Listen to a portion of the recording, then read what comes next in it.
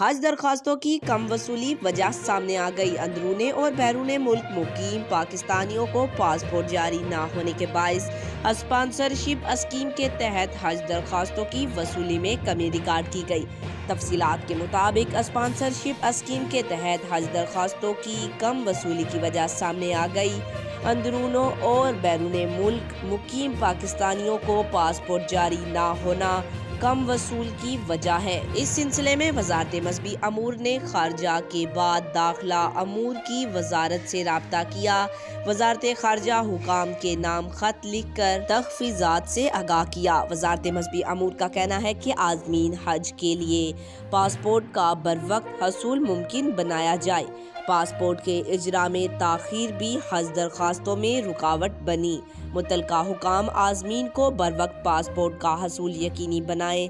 ذرائع نے بتایا کہ سرکاری ریگولر اسکیم کے تحت اب تک 54,000 درخواستیں ملی ہیں، جبکہ اسپانسرشپ اسکیم کے تحت اب تک 2600 درخواستیں وصول ہو چکی ہیں۔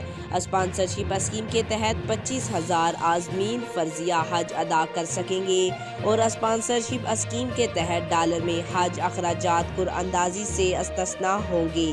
آج تک کے لیے اتنا ہی۔ مزید ایسی معلوماتی ویڈیو دیکھنے کے لیے ہمارے چینل کو سبسکرائب کریں۔